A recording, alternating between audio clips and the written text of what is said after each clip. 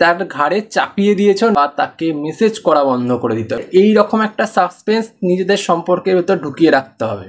আমাকে প্রায় অনেকজনই এরকম প্রশ্ন করো যে প্রিয়জন আমায় গুরুত্ব দেয় না এখন আর, প্রিয়জন আমার সাথে আগের মতন ব্যবহার করে না, আগের মতন সে সেই রকমভাবে আমার সাথে মেশে না, সেই রকমভাবে কল করছে না, সেই রকমভাবে আমাকে আগের মতন করে ভালোবাসে না যেমনটা সম্পর্কের শুরুর দিনে ছিল।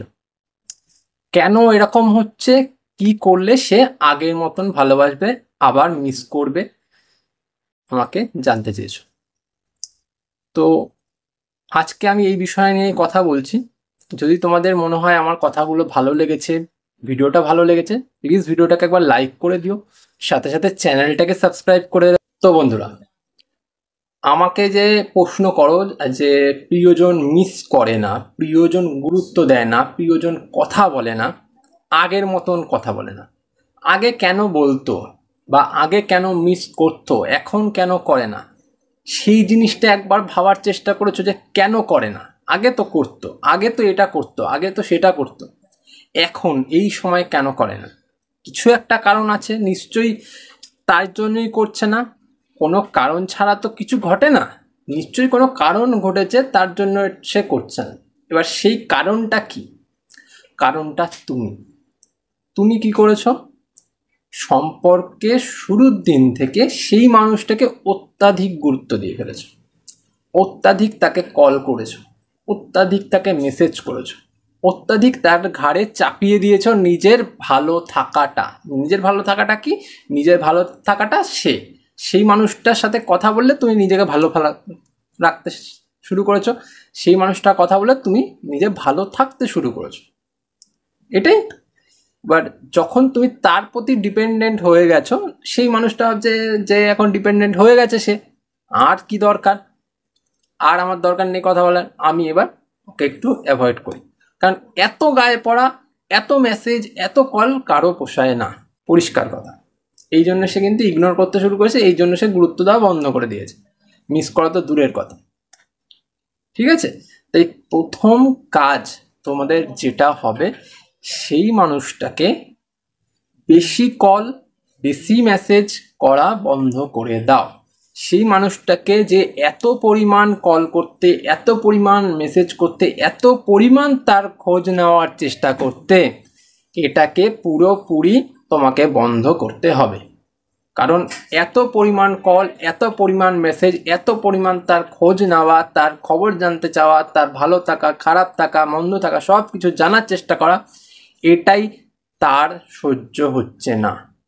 কারণ যতই ভালো খাবার হোক না কেন, সেটা যেমন সব মানুষের পেটে সয় না, ঠিক তেমনটাই সেই মানুষটারও এত ভালোবাসা, এত আহ্লাদ, এত কিছু সহ্য হচ্ছে না, এটাই পরিষ্কার কথা।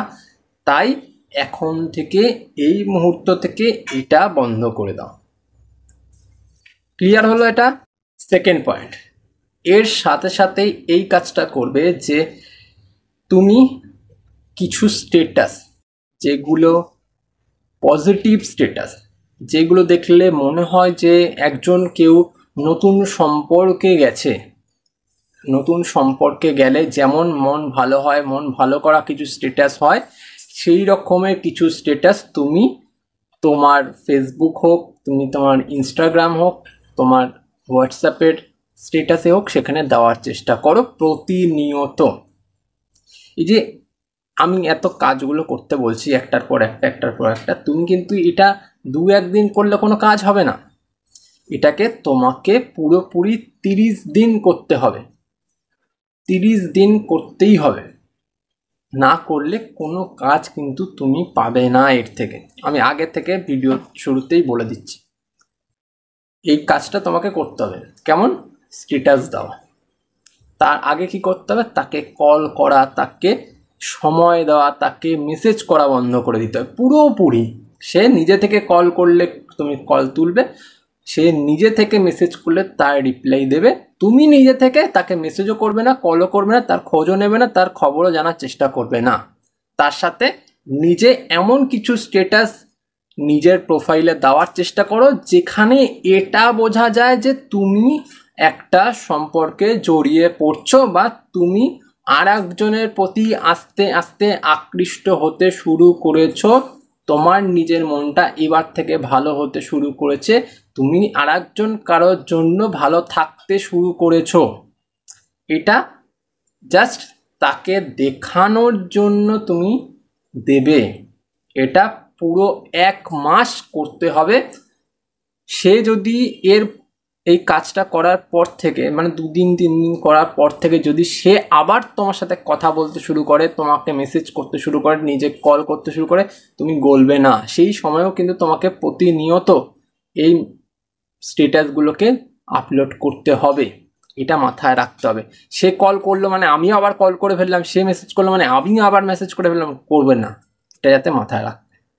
3rd পয়েন্ট, যখনই তুমি এই কাজগুলি করবে তখনই সে কিন্তু তোমার লাইফে আবার ফিরে আসবে। যখন সেই মানুষটা তোমার লাইফে আবার ফিরে আসবে আর ফিরে আসার পর সে আবার তোমার সাথে ভালো ব্যবহার শুরু করবে, আবার নতুন করে কথাবার্তা শুরু করবে, যাতে তুমি অন্য কারোর সাথে সম্পর্কে না জড়িয়ে যাও, সে এই রকম করা শুরু করবে। তো সেই সময়টাতে কিন্তু নিজের ভরসা হারালে চলবে না, বা নিজের সেই ধৈর্যটা হারালে চলবে না যে ও ফিরে এসছে, ও আবার আমার সাথে কথা বলতে শুরু করেছে, তো আমি আবার ওর মতন করে ওর সাথে মিশি। এটা কিন্তু একদম ভুল হয়ে যাবে।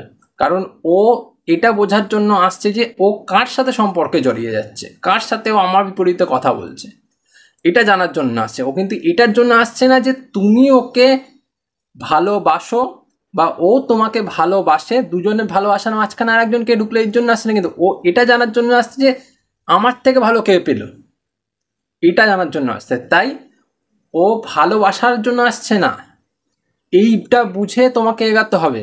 ও এসে 2 দিন কথা বললো, তোমার সাথে 2 দিন ভালো ব্যবহার করলো, তুমি আবার গলে গিয়ে সব কিছু আবার নতুন করে নিলে, সব শেষ হয়ে যাবে। ও যদি সম্পর্কে ফিরে আসে, ও যদি তোমার সাথে কথা বলে, তোমার সাথে ভালো ব্যবহার করে, তাও এটা করে যেতে হবে। ওর মধ্যে একটা সাসপেন্সের জন্ম দিতে হবে। ওর মনের ভেতর যাতে একটা সাসপেন্স থাকে যে কে ও এটা করছে, কে আমাদের মাঝখানে ঢুকে পড়লো, কে আমাদের সম্পর্কটাতে বিঘ্ন ঘটালো। বুঝতে পারলে? এই রকম একটা সাসপেন্স নিজেদের সম্পর্কের ভেতর ঢুকিয়ে রাখতে হবে। যখনই একটা সাসপেন্স থেকে যাবে, সেই মানুষটা কিন্তু আর অগ্রসর হয়ে গিয়ে তোমার সাথে খারাপ কিছু করতে পারবে না। ওর মনের ভেতর সেই আশঙ্কাটা জন্মে যাবে যে এইবার যদি আমি ওকে ইগনোর করি, এইবার যদি আমি ওকে গুরুত্ব না দিই, এইবার যদি আমি ওর সাথে ঠিক মতন কথা না বলি, ও কিন্তু অন্যর হাতে চলে যাবে, মানে হাতটা বেহাত হয়ে যাবে। এটা কিন্তু বুঝতে হবে। যখনই বেহাত হয়ে যাবে হাত, তখন কিন্তু তুমি কিন্তু হাতছাড়া হয়ে যাবে ওর থেকে। এইটা সে ভালো মতন বুঝে যাবে। আর যখনই বুঝবে, আস্তে আস্তে সে নিজের ব্যবহারটা তোমার সাথে ভালো করতে শুরু করবে। আর এটা কোনো সময় বলতে যাবে না যে আমি এর সাথে কিন্তু প্রেম করছি বা ও আমার সাথে কথা বলছে, আমার সাথে কথা বলছে। একজন কেউ আছে, সেটা সাসপেন্সে রাখবে, সেই মানুষটাকে একটা ধোঁয়াশার ভেতরে রেখে দেবে। সেই মানুষটা তো আদতে কেউ না, সেটা আমিও জানি, তুমিও জানো, কিন্তু সেই মানুষটা জানে না। তো সেই জন্য তাকে সেই রকমভাবে ট্রিট করতে হবে যাতে সে ওই রকমভাবে চলে। কারণ একবার যখন সে বুঝে যাবে যে কেউ নেই, তখন কিন্তু সে চলে যাবে। তাই তোমাকে ওই রকম ভাবতে লাগবে যে আছে কেউ একজন আছে যার সাথে আমি সম্পর্ক রাখছি, যে আমাকে ভালো রাখছে, যে আমার সাথে ভালো কথা বলছে, যে আমাকে প্রত্যেকটা সময় হ্যাপি ফিল করাচ্ছে। এবার যখনই সে দেখবে, তখন কিন্তু তার সেই বিষয়টাতেও ওই রকম হবে যে সে তার সাথে একটা মানে সেই মানুষটার সাথে নিজেকে কম্পেয়ার করতে শুরু করবে, আর সে নিজেকে ভালো রাখার চেষ্টা করবে। এইটা হবে। তখনই কিন্তু সে মিস করবে, তখনই কিন্তু সে আবার ভালোবাসবে, তখনই কিন্তু সে আবার গুরুত্ব দেবে, নাহলে কিন্তু দেবে না। বোঝা গেল? তো আজকের এই কথাগুলি পর পর সাজিয়ে নিজের মাথায় গেঁথে নাও, আর প্রত্যেকটা পর পর অ্যাপ্লাই করতে থাকো। এটা কিন্তু 1-2 দিনের কাজ না যে 1-2 দিন করলে সে ফিরে আসলো, আবার যে কি সেই করে নিলে সব ঠিক হয়ে গেল, হবে না। সে যদি ফিরে আসেও, তাও তোমাকে 1 মাস টানা করে যেতে হবে। এটা মাথায় রাখতে হবে। আজ এ পর্যন্তই। ভিডিও যদি ভালো লেগে থাকে ভিডিওটাকে লাইক করে দিও, সাথে সাথে চ্যানেলটাকে সাবস্ক্রাইব করে দিও, আর মনে হলে বন্ধুদের সাথে একবার শেয়ার করে দিও। টাটা।